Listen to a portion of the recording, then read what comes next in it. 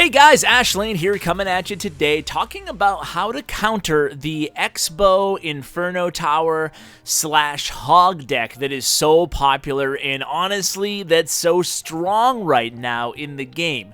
So I'm going to bring you guys another replay here from TV Royale by Osteri.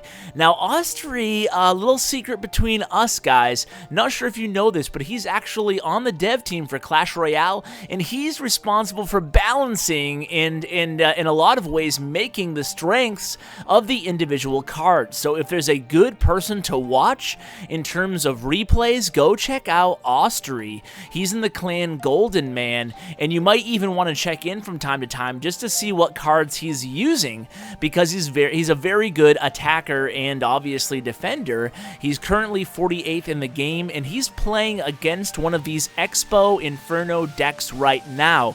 So I figured I'd bring this replay to show you guys a way to beat it. And sometimes, if you'll notice, on the TV Royale replays, they'll share a replay such as this.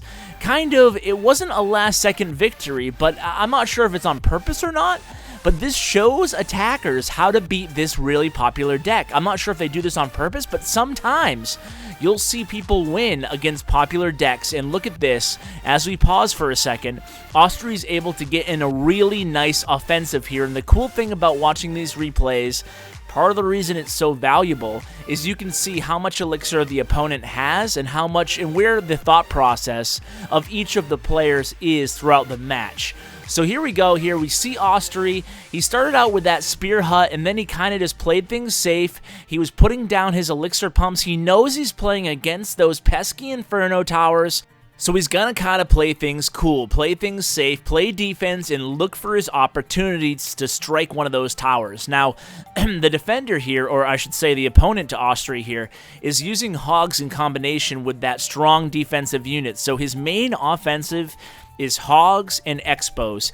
If you know your opponent has an Xbow and hogs, a smart player will go ahead and play defense more than offense. That means you don't want to ever be too low on elixir, because you have to make fast defensive plays when you're playing against an Xbow or when you're playing against the hogs. So you always want to make sure you have a little bit of elixir built up, unless you really can go for the kill on one of the towers. So here you'll notice, to keep his elixir up, Osteri is playing the Elixir Pump in his deck. Now, I haven't played a ton of Elixir Pump myself personally, but it certainly, you can make a strong case for it here on Osteri's deck, because what it's allowing him to do is still mount those occasional offensive pushes, like you can see right here against the right tower, while at the same time, he's keeping some elixir stored up so he can play defense against those really strong attacks. Again, here comes the Xbow right in the middle of the map. Osteri's ready with the minion horde, and even though it's not going to quite kill this Xbow, it will leave it with barely any health. And you can see the attacker comes with a hog here, but Osteri, because look at that, he has 2 elixir pumps on the board. He's going to make the second Spear Goblin hut in the right-hand lane. Even though it's only going to be a 1 crown victory, it was a pretty decisive win, because he was almost able to get a nice offensive going towards the end there against that remaining tower on the right. So, that's how you counter the Inferno Tower, the Xbow, and the Hog combination. It's a powerful deck, but it can be beaten. Let's go ahead and take a quick look at Osteri's profile. 348 wins. Certainly, he changed, you can see, his battle deck a little bit around since then. He's added the baby P.E.K.K.A. into the deck, it looks like.